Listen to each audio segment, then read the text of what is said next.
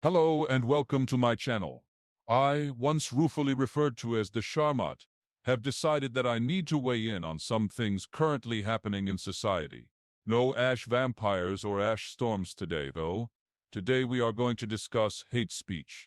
If my memory serves me correctly, hate speech is a term that entered the Overton window in the Western world about 10 to 12 years ago. If you're unfamiliar with what the Overton window is, then I shall give a short explanation.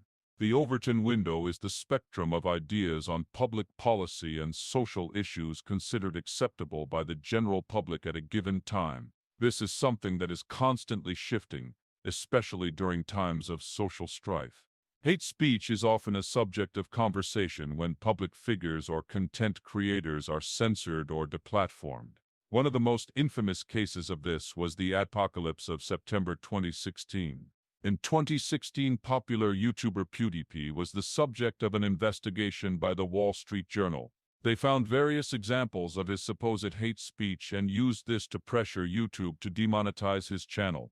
Many other journalists began investigating various other content creators, which eventually ballooned up into a mass deplatforming and demonetization of many YouTube channels.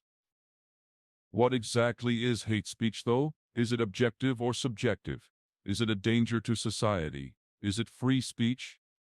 Cambridge defines hate speech as public speech that expresses hate or encourages violence towards a person or group based on something such as race, religion, sex, or sexual orientation.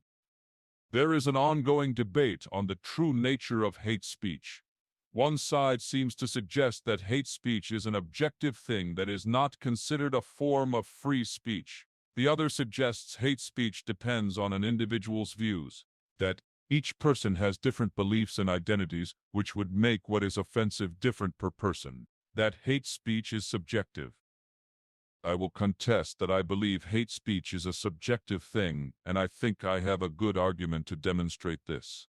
I will use an example based on political ideology to avoid more controversial subjects which may annoy YouTube terms of service. Suppose you are speaking to a centrist. You could say to them that they are a fence-sitter and a coward. You could say that their vote is wasted and does not matter. Would they not see this as hate speech? I think that they would, but they are typically not particularly radical, so the reaction may not garner a significant response. Either way, though, you have just laden them with hateful speech. From a centrist standpoint, this is hate speech. These words will be personally offensive to them based on an aspect of their identity. If this sort of rhetoric was leveraged to drum up hate against centrists, it could arguably be used to encourage hate by arguing that they do not sufficiently involve themselves in the political process. Now let us suppose those exact same statements we said to the centrist were said to the average Democrat. They would simply dismiss those statements because they do not apply to them.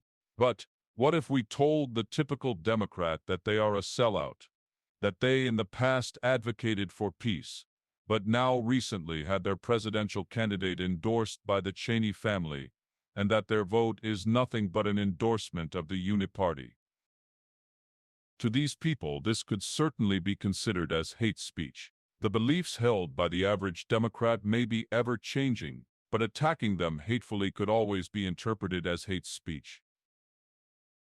We will move on to the average Republican. We could tell them that they hold on to antiquated beliefs based in racism, sexism, and xenophobia. We could tell them that they are hateful and unrealistic, that they are uneducated and ignorant. Are these not hateful words?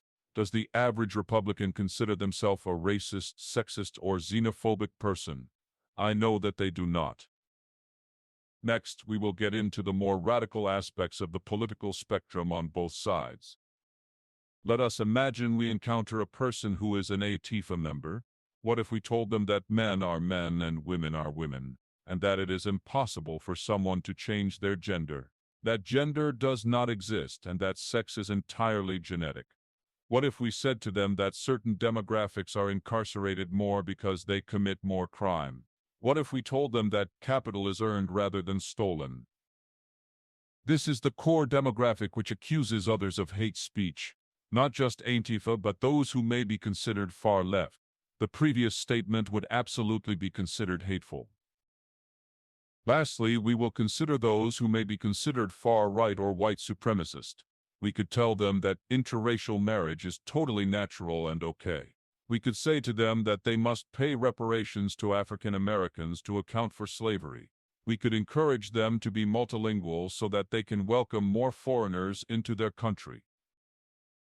These ideas are diametrically opposed to their core beliefs. These people believe they are under threat of replacement. A person lobbing an existential threat at anyone could be considered hateful. You must see that in each example I have stated something that would be considered hateful by some groups but not to all. Before proceeding, please note that I do not endorse any of these potentially hateful statements. I am simply giving examples of what may be hateful to various people on the very wide political spectrum. Now let us imagine that in some capacity laws, most specifically in the United States, are passed which prohibit what is supposedly hate speech. What is defined as hate speech would be determined by which part of the political spectrum is currently in power. This could potentially be a worst-case scenario for the people who are not aligned with the ruling party.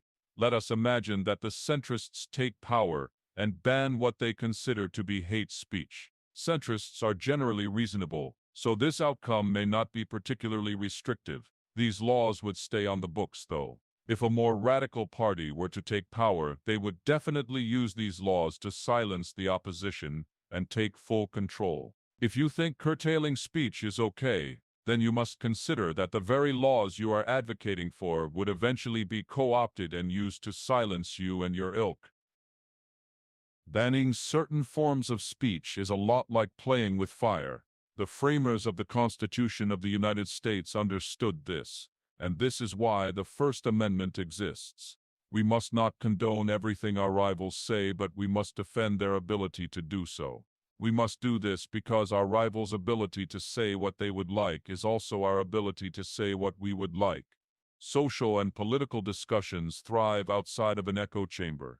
Let us all embrace the rights our founding fathers and patriots won for us during the Revolutionary War.